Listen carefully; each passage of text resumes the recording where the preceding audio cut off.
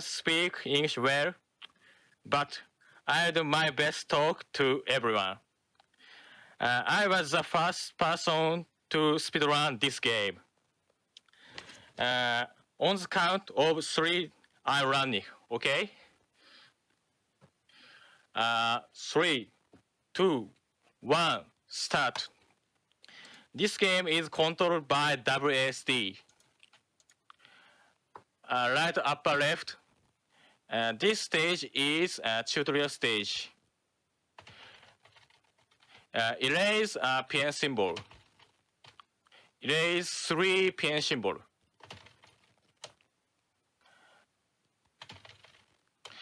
This game is free games. However, request high CPU and GTX 1070.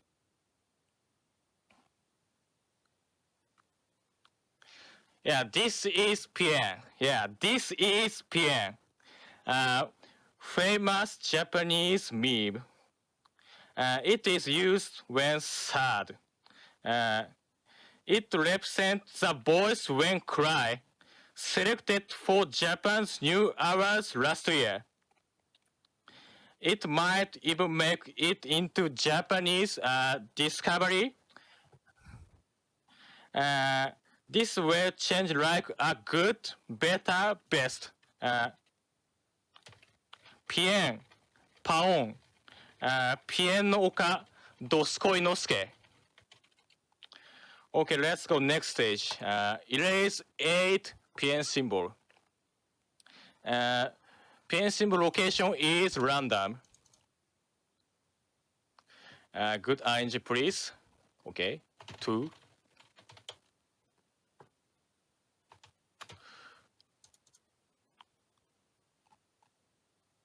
Three. No. Yeah. This BGM is Encounter BGM named PIEN no Uta. Released karaoke in Japan. This song is free.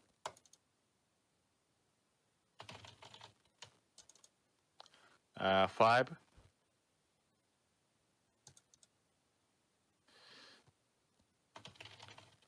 Last two.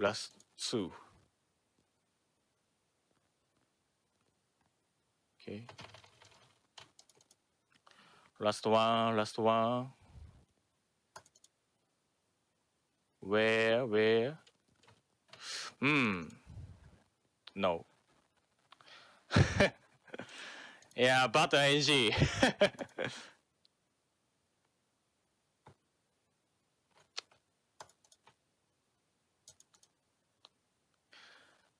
But ing. Okay, last one. Clear this stage. A tribe to famous Japanese animation scene, the author has no memory of creating this place. It was drinking Strong Zero when completed. Strong Zero is popular alcoholic beverage in Japan. Next stage is difficult. I erase 4 max PIEN symbol.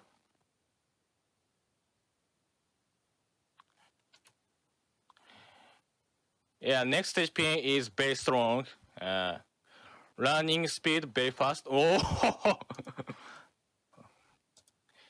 yeah, this is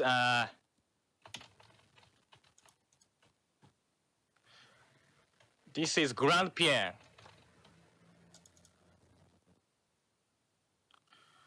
Two, 3, one more. Okay. I can't delete PIEN. Okay, delete it. Okay.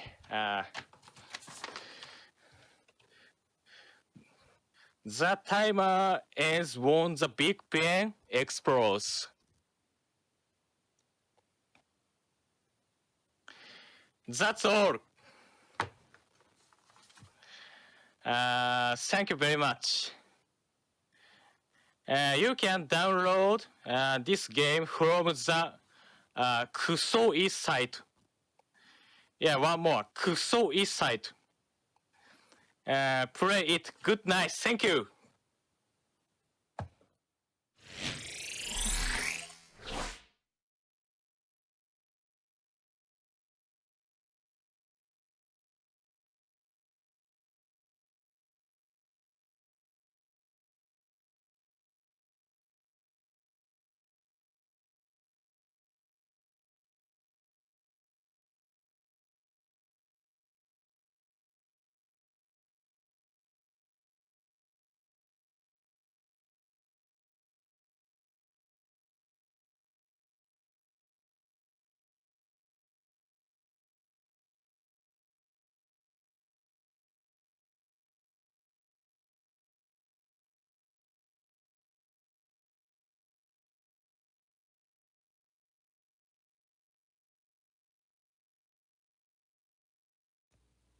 I told you guys that was an awesome run. Well, thank you very much for that incredible run of PN Swordfish. And we are getting ready for Michael Jordan Chaos in the Windy City. They're getting set up for that. And we will get some of your awesome generosity. A lot of people donated money to the Prevent Cancer Foundation today, which is always an amazing thing to see, including $25 from Mr. Martin, saying excited to see Golden Sun for the first time at AGDQ. My donation goes to the Golden Sun Glitch Exhibition.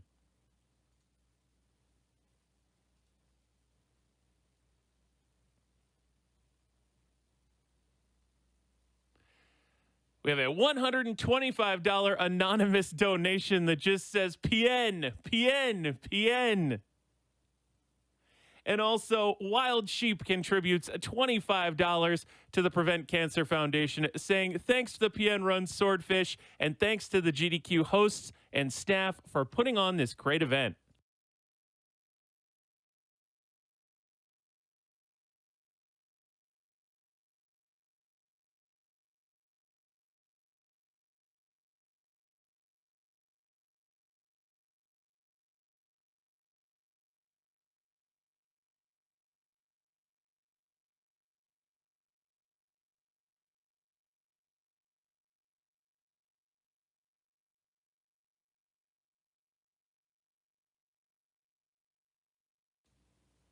All right, and we are going to check out an interview with the one and only apathyduck, our runner for Michael Jordan Chaos in the Windy City.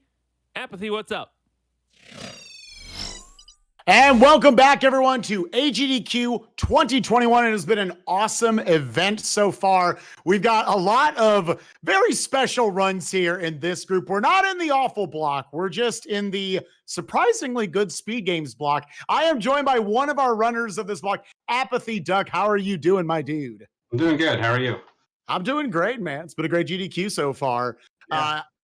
So the first thing we have to clarify is you are running Michael Jordan and Michael Jordan Chaos in the Windy City. That's correct, yes. Just to clarify to people, this is not a basketball game. This is not a sports game. What is the genre of this game? It is the like prototypical like 90s platformer. Like if you just like think like generic 90s platformer, like this is it. It's got power-ups, it's got all the platforming, it's like kind of like run and gun. You have different enemies and everything. But for some reason it involves Michael Jordan, which yeah, there's a lot of really silly stuff in it. But yeah, it's just a generic platform. It is pretty like it's very 90s. It is the only thing I can really say about it. It screamed 90s. Yeah. When I was a kid, I remember I walked through so many retro game stores, so many blockbusters and whatnot. I walked by this game dozens of times, and I assumed it's probably trash. Where did you play this game at all as a kid? Is it like in the speedrunning community? You just found it one day and started playing it? What happened? Yeah, so I think I had like the same experience to you. It's like when the game like comes out, like Blockbuster, or you see it like on the shelf in the store, you're just like looking like, what the like, why is this game a thing? And like like I feel like anyone like that age that was like a kid when like the Super Nintendo was actually out, had to at least rent it at once. I think I did, and like it was also kind of a joke with my friends in like high school. It was like the silly game, and like I do remember playing. I have my actual copy here. You can see. Yeah. Here I did buy it for $4 because I just like I kind of like collected SNES games, and again it was just like a silly game. And like I knew nothing about the speedrun. I started speedrunning like A Link to the Past and Super Metroid like 2 years ago. So I was just looking at other stuff. At some point, if you want to know why I run this game, we have to talk about Captain Novolin briefly. But for some reason, one of my friends was like talking about like the edutainment games on the SNES, and like Captain Novolin came up, which is like the diabetic superhero. And as a joke, I'm like, yeah, sure, I'll run this. And so I got the world record in that. I got the first sub 7 ever. Nice. And I was just like, you know, I had people come to my stream. We were laughing about it, and it was a good time. And that game's bad. It's just straight up bad. Don't play it. Oh, okay. That's the bad one. Yeah. That is an actual bad one. It has been on GDQ once. Maybe it'll be on again. But I was thinking, it's like, well, this was fun. It was like I got the world record. It wasn't hard. Like, I should find some other like random garbage SNES games that I should try to speedrun. And like I remembered Michael Jordan, like, oh yeah, this game that like we made fun of, and I kind of like looked at the speedrun.com leaderboard, and there was like 4 runs of it or something, and I was like, it's gonna be a free world record. And then there was like a tutorial of it too. I'm like, oh, this is great. So I ended up doing it for 12-hour challenge. The thing is, I looked at the number 1 run by a guy named Bert Sasquatch, and he's got a like 1714, which is absolutely insane. Yeah. And when I started looking at his runs, he had like 1,700 run attempts in it or something. I was like, oh, this guy is for real. Bert is an absolutely amazing speedrunner.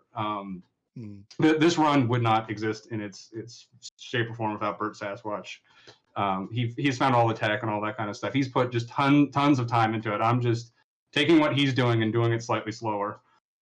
So yeah, it's a really small community, but it just, you know, like I said, I kind of started playing as a joke, kind of like Captain Nova, and it's like, oh, this game's actually good. It's like, I mean, as a speedrun, let me put that out there. It's good as a speedrun.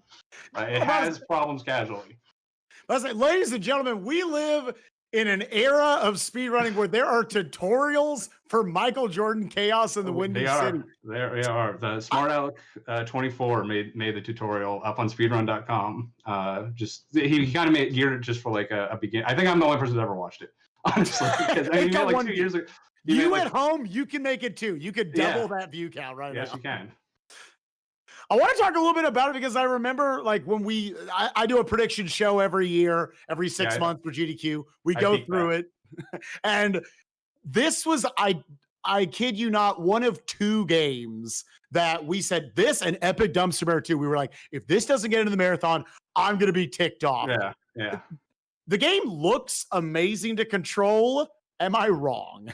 No, actually, like Michael himself actually controls pretty fluidly in a speedrun sense. The problem is he also has all these animations. He's got a lot of animation where kind of like sticks to the ground or something when you're jumping. Which again, it's kind of like a tight platformer, and like this weird stop-starting movement, and there's a bunch of like pits and stuff that you can just die. If you're just trying to casually play it, that stuff's just going to kill you, and it's going to be very frustrating. Mm-hmm. And then it's obviously something we want to avoid in the speedrun too. But like the mere existence of those animations that we try to like route out actually makes the game more fun. It's like, oh, I didn't get a rough landing. I got a real smooth one there. And like, you know, because I was moving fast and all this kind of stuff. So it's kind of rewards you that way. Like he's got, you know, Michael's got 2 types of jumps, which is kind of bizarre. Like the dunk jumping is completely different than the regular jumping. And if you do a spin jump, you can't throw the balls in the air. So there's ways around that. And we can manipulate like keeping at full speed, even though we're not running. Like there's all that kind of stuff that makes it a great speed run. It controls very well. The problem casually is like, the level design is very awkward. A lot of the platforms, like it's the classic platform problems where like the platforms are like a little bit shorter than you think they are, so you just fall off. And it's got this like weird isometric view instead of like straight on, where they like drew them kind of there's a weird angle, so it kind of like messes with your mind, and you don't really think you are where you really are. So again, like casually, it's just like people got frustrated, like I'm not playing this. Yeah. But like, and like the other big thing is like it has the classic platform problem when if you're running, you're going way too fast to actually like see anything. But speedrunning, it's like I know where everything is. I don't care. I'm just going to jump to that platform and hit this blind jump. There's like the second stage that kind of shows that off. There's this whole section at the end where you like do this like big jump off a cliff and like you precisely land on this like one platform and you just hop to 3 more platforms and then there's this really precise jump at the end to skip a key. So it's I might die there. I'll probably die there. It's a really tight jump. My hope is I don't die there multiple times. But it's really tight and you pretty much have to nail it in the run. So Yeah. We'll see. I'm telling y'all, ladies and gentlemen, I know this. Pull back the curtain. This is a pre-recorded interview that I'm running with Apathy right now. This run's coming out. I think around like 3, 4 in the morning. I have said for 3 months now, this is one of my top 2 most anticipated runs of this marathon. You've seen every Mario run. You've seen every Zelda run, Link to the Past, Ocarina of Time, all the bunch. This and Epic Dumpster Bear 2 were my 2 most anticipated runs of this marathon. So happy you're getting to showcase it here. And it's a good looking speed game. So I'm going to be staying up, everyone. If anybody's watching this interview, I hope at least a couple tens of thousands of people, you're staying up with me. We're going to watch Apathy Duck kill it in Michael Jordan Chaos in the Windy City. Apathy, thank you so much and best of luck in your run, my dude. All right. Thank you very much. Come play this game. Will do. Bye-bye.